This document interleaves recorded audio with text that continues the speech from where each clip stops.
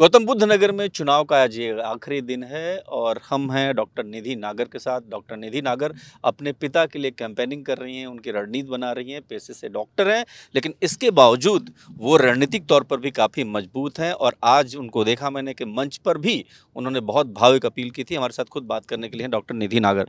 स्वागत है आपका। नमस्कार जी। आप ये बताइए, आपने मंच पे आप गई थी और आपने कहा कि आप अपने पिता के लिए अपने आंचल फैलाती हैं, तो अब इस तरीके की इमोशनल अपील का क्या मतलब? इमोशनल अपील का ये कारण है क्योंकि मैं पिछले 20-25 दिन से गाँव में घूम रही हूँ। कम से कम 250 के करीब हमने गाँव कवर करे हैं। तो सबने बहुत अच्छा आशीर्वाद दिया, बहुत आश्वासन दिया कि नहीं आप निश्चिंत रहिए, चुनाव का नतीजा अच्छा निकलेगा, हम डॉक्टर महेंद्र सिंह नागर के साथ हैं। तो भावुक होना इसलिए लाज़मी था क्योंकि जब भी कोई आशीर्वाद देता था तो बहुत अच्छा लगता था, अंदर से खुशी होती थी कि चलिए ये हमारे साथ हैं और ज़रूर कुछ ना कुछ बदलाव आएगा। अब जब समय आ गया है, परसों को हमारे यहाँ वोटिंग है, चुनाव है, तो इसीलिए अपील करी कि अब वो समय आ गया है, आश्वासन बहुत दे लिया, आशीर्वाद बहुत दे लिया, अब वो नतीजे बताएंगे कि क्या कितना आशीर्वाद। एक सवाल ज़रूर बनता है आपसे कि जब आप फील्ड में जाती हैं तो आपको क्यों लगता है कि आपके पिताजी जीतेंगे? वो भी डॉक्टर हैं, बहुत साधारण से, बहुत अच्छे से व्यक्तित्व के धनी हैं। लेकिन आपको क्या लगता है कि जब आप फील्ड में जाती हैं तो कौन-सी बात है जो अपील कर रही है लोगों को कि डॉक्टर महेंद्र सिंह नागर को इस बार लोग वोट करें? देखिए, अब जब हम घूम रहे हैं तो गाँव में तो लोग बहुत ज़्यादा परेशान हैं। सबसे ज़्यादा तो जो युवा पीढ़ी है, सबसे पहले हम युवाओं के पास चले जाएँ तो उनकी समस्या ये है कि देखिए आप आई हो, देखो हम खाली बैठे हैं क्योंकि हमने एग्ज़ाम की तैयारी करी और एग्ज़ाम पेपर लीक हो गया और हमारे पास कोई रोज़गार नहीं है। हम जो हमसे वृद्ध अवस्था की महिलाएँ हैं उनसे मिलते हैं तो वो सबसे पहले कहती हैं कि पेंशन क्यों बंद करवाई? हमारी पेंशन हमारा गुज़ारा था, देखो अब हम कैसे-कैसे जीवन व्यतीत कर रहे हैं। केवल 5 किलो अनाज के लिए, और जिसमें कि अभी मुझे सुनने में आया, एक जगह मैं गई, कह रही कि अनाज भी नहीं मिल रहा, अब बाजरा दे रहे हैं, गर्मियों में बाजरा बाँट रहे हैं तो बाजरे का हम क्या करेंगे? तो लोग इस चीज़ों से इतने परेशान हैं कि वो बदलाव अपने आप में ही बदलाव चाहते हैं।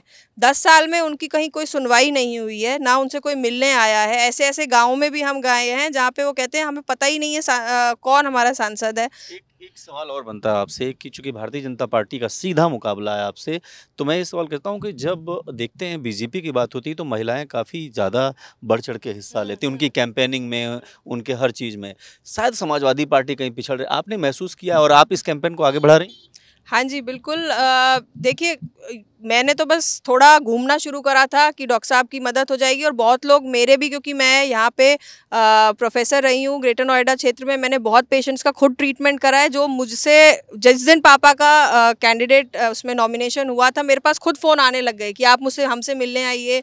और डॉक्टर साहब को तो हम क्योंकि वो 35 साल से डॉक्टर महेंद्र सिंह नागर बच्चों का इलाज कर रहे हैं, इतने पुराने डॉक्टर हैं, तो कहीं न कहीं से इतने हमारे नेटवर्क थे कि उन्होंने खुद बुलाया हमें कि आप आइए, हम आपसे मिलना चाहेंगे। जब गए, उनकी समस्याएं सुनी, तो इसी तरीके से एक कैंपेन स्टार्ट हो गई कि आप घूमिए, आपको पता लगेगा लोग कितने परेशान हैं। लोग वैसे ही बदलाव चाहते हैं और जिसमें कि प्रत्याशी डॉक्टर महेंद्र सिंह नागर जैसे हैं, जो वैसे भी बहुत अच्छे चिकित्सक हैं और इस आसपास के एरिया में उनका अच्छा खासा नाम है। तो लोगों से इतना प्यार मिला, इसी के चक्कर में ये कैंपेन बढ़ती चली गई। जी। तो अच्छा, एक और सवाल है कि लोकल इशू कितने इम्पोर्टेंट है, क्योंकि आप ग्रेटर नोएडा, नोएडा की बात करें और पूरे नोएडा एरिया की बात करें तो बिल्डर्स बायर्स का एक बहुत बड़ा इशू रहता है। आपने महसूस किया कि अगर आपके पिता जीतते हैं तो क्या सबसे पहली प्राथमिकता में वो काम होगा आपका? बिल्कुल जी, बिल्कुल। वो उन्होंने अपनी वोट अपील जो निकाली है उसमें भी उन्होंने लिखा है कि जो फ्लैट रजिस्ट्री की प्रॉब्लम है, जो कम्यूटेशन की प्रॉब्लम है हमारे नोएडा, ग्रेटर नोएडा एरिया में, लोगों को, जैसे हम उन वोट अपील को देख रहे थे, लोग उन्हें पढ़ के सबसे पहले यही कह रहे थे कि चलो किसी ने तो ये बात उठाई, किसी ने तो मेट्रो का मुद्दा उठाया, किसी ने तो आश्वासन दिया कि सबसे पहले यही काम होगा, फ्लैट रजिस्ट्री का काम होगा। अच्छा, एक और अंतिम सवाल आपसे है कि आप एक डॉक्टर भी हैं और एक डॉक्टर बहुत अच्छा इलाज करता है, समाज में तमाम सारी बुराइयां हैं उनका भी इलाज कर सकता है।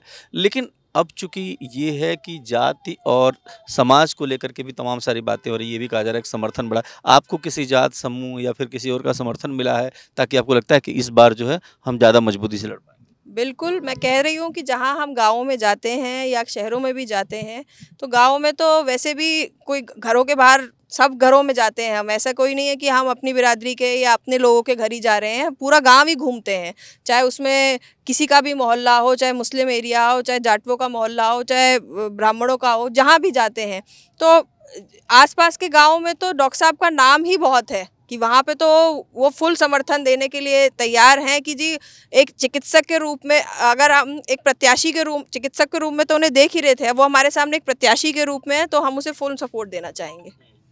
अच्छा, एक अंतिम अंतिम सवाल ये है कि आप राजनीति को कितना समझती हैं और क्या आप भी भविष्य में कभी लगेगा आपको कि राजनीति में आना चाहिए? देखिए, भविष्य की बात तो पता नहीं, पर राजनीति को इतना समझते हैं क्योंकि डॉक्टर साहब पिछले 30 साल से राजनीति में हैं।